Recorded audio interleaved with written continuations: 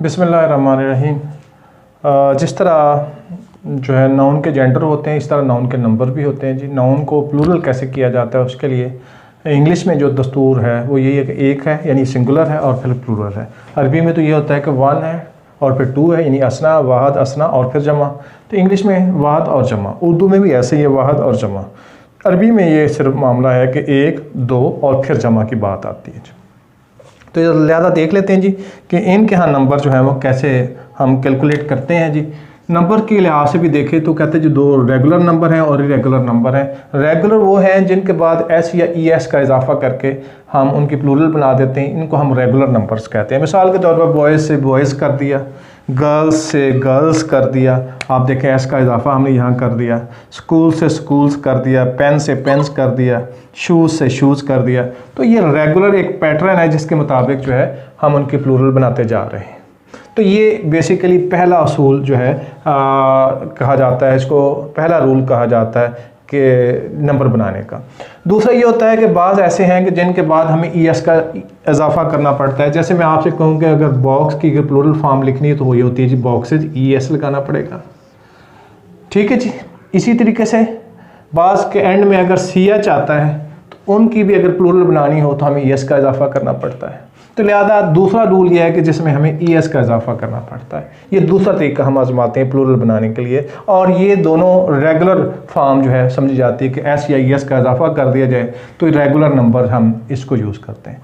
अब इरेगुलर जो नंबर हैं उनमें हम तीन उसूल बेसिकली जो है यूज़ करते हैं, तीन रूल उनके लिए हैं। नंबर एक, पहले ही हम बात ये करते हैं कि आखिरी लफ्ज़ अगर वाई है और उससे पहले कोई कॉन्सोनेंट है तो वाई को हटा के हम आई ई एस लगा देते हैं। जैसे आर्मी से आर्मीज़ कर दिया।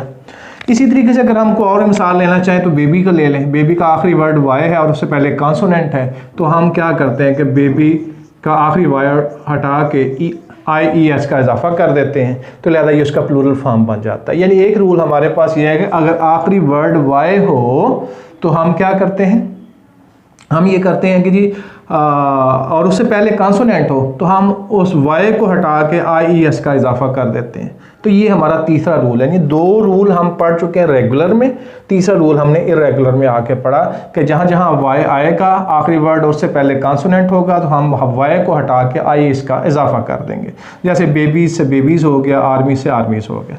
इसी तरीके से दूसरा तरीका हमारा ये होता है, दूसरा मेथड ये होता है कि हम दरमियान वाला एक सेंट्रल वावल जो है वो चेंज कर दें। जैसे मैन से मैन प्लूरल फॉर्म बना दी। यानी इसमें हमने क्या किया कि यहाँ वॉल साउंड जो है ए थी और यहाँ वॉल साउंड जो है वो ई है, तो हमने वॉल से वॉल साउंड चेंज करके उसकी प्लूरल फॉर्म बना दी। या जैसे हम कह सकते हैं कि ये लफ्ज़ वोमेन है और इसकी जो प्लूरल फॉर्म है वो हम इस तरह लिख देते हैं जिसको हम वी मेन पढ़ते हैं जी।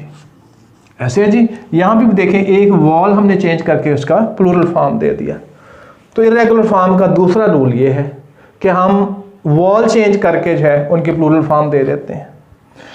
तीसरा उसूल इसका ये है कि वो हम ये करते हैं कि अगर आखिरी साउंड एफ हो यानी फा साउंड हो या एफ के बाद ई हो तो इनको हटा के हम वी ई एस का इजाफा कर देते हैं। जैसे नाइफ है तो इसमें आखिरी साउंड एफ और ई थी, दो लेटर दिए हुए थे, तो हमने एफ ई को हटा के हमने वी ई एस लगा दिया, यानी नाइफ की जमा नाइव्स कर दी। इसी तरीके से इसी पैटर्न पे हाफ की जमा हमने हाफ्स कर दी। इसमें भी हमने ये किया कि फाइनल फा साउंड को हटा के हमने वी ई एस का इजाफा कर दिया, हाफ्स, नाइव्स, इसको हम ऐसे पढ़ते हैं। और तीसरा एक रूल और आखिरी रूल, पांचवा रूल जिसे हम कहते हैं, आखिरी रूल इसमें ये होता है, वो ये होता है कि कुछ वर्ड ऐसे हैं जो सिंगुलर भी वही वर्ड यूज़ होते हैं और प्लूरल भी वही वर्ड यूज़ होते हैं। जैसे शीप, शीप, शीप की प्लूरल फॉर्म भी शीप ही है। या सीनरी की प्लूरल फॉर्म भी सीनरी है, कभी हमने सीनरीज यूज़ नहीं किया।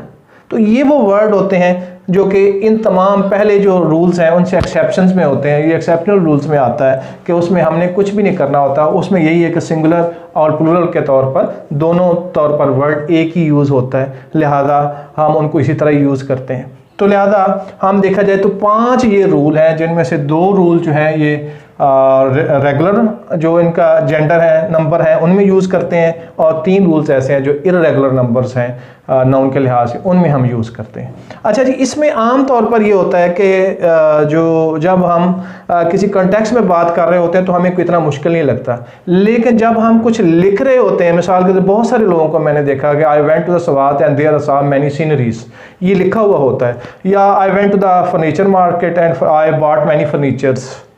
इस तरह की बातें जो हैं हमने देखी हैं, या आम सी बात है गवर्नमेंट डॉक्यूमेंट में आप देख लें, या स्टूडेंट की नोटबुक से या पेपर में देख लें कि during summer vacations I went to the Murree, vacations word use करेंगे। तो हम आम तौर पर जो आखिरी रूल है, जो एक्सेप्शनल रूल है, कि उसकी प्लूरल फॉर्म भी वही, सिंगुलर प्लूरल फॉर्म एक ही होती है।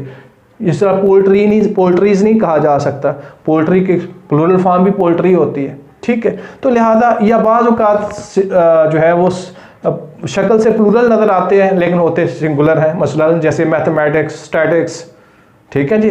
तो लिहाजा हम यहाँ आके ये वो एक्सेप्शनल रूल्स में आती हैं ये सारी चीज़ें, वहाँ आके हम गलती कर जाते हैं, ख़ास तौर पर उनके यूज़र में गलती कर जाते हैं। वैसे आपको सिंगुलर प्लूरल पूछें तो शायद हम गलती ना करें, लेकिन जब हम अपनी फ़्लो में जा रहे होते हैं कि हमारी अपनी लैंग्वेज की छाप हमारे दिमाग के ऊपर होती है, तो उसी हवाले से हम उसको सिंगुलर प्लूरल के फॉर्म में गलत लिख जाते हैं, जो कि वहाँ हमें ज़रा थोड़े से शऊर से और दिमाग को हाज़िर करके लिखने की ज़रूरत होती है। तो आई होप कि 2 रूल ये वाले और 3 ये रूल, टोटल 5 रूल नंबर के हैं, इसको आप समझ गए होंगे। Thank you.